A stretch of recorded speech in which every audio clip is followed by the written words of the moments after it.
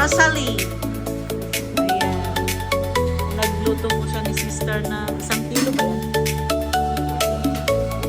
1 kilo po na pansit. Iho na. Pampahaba ng life. Tita Lynn, sana umaba pa yung life mo. Happy birthday. Kaya nga kahit ganyan lang yung nahanda, at least na huwag mong putulin yung pansit para mapapagod. Ano po kasi walang pambili eh, kaya pansit lang.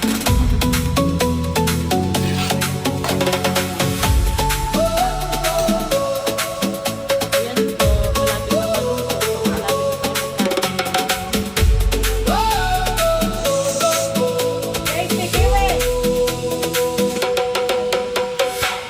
ano na lang kulang yan yung gulay?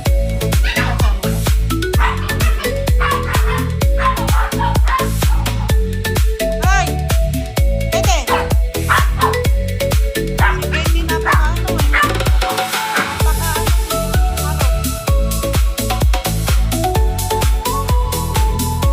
mix mo na lang.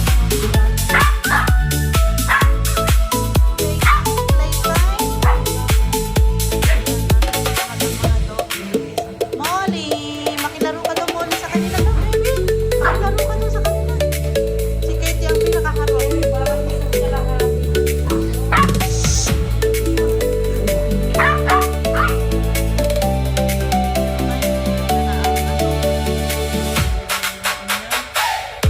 Weather. Ang panahon. Pero maya-maya, magpapatak-patak na lang. Wala na kasi po. Ayan yung gilid namin, hindi pa napapasimiento. Kaya ang tuloy ng tubig dito sa amin. Galing doon sa kalsada.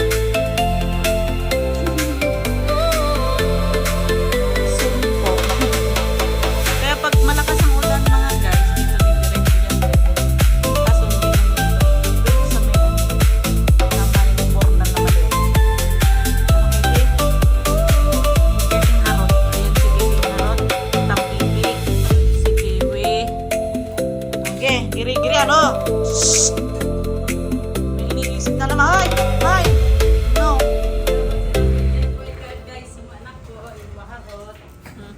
Hindi ko na. Ay, nakaya. Oy! Shhh! Katie! Ay, ano, tampipi. Bawal. Si Kiwi kasi mapaka ano, siya pa yung kumukurang sa umaano pa sa likod eh. Shhh! Ay, baba dyan! Nagalit si Kiwi sa akin, binabawal mo na siguro. Ay, ayan po ang harot na kiwing Ketay. Tay! Ketay! Hi ka daw, hi ka daw, hi hi! Hi ka daw, dali! Shhh! No! No! Ate Katie, ate Katie! Ay, papakit pati kay baby Katie, oh! Alam na ni Katie, ano, nasa camera siya, nabibis eh. Hi! Shhh! Kiwi! Napakamuha.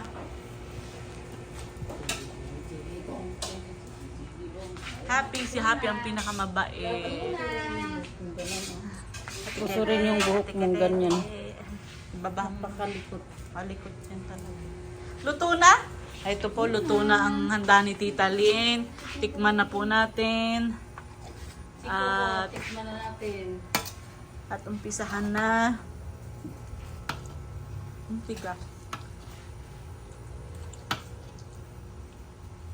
Ang gulay pala yung talagang matigas po ang gulay. Naluang ko na. Balon-baluna na. Hindi, gulay.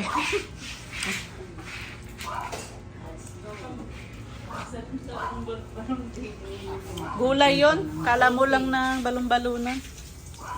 Diba? Sarap! Yummy!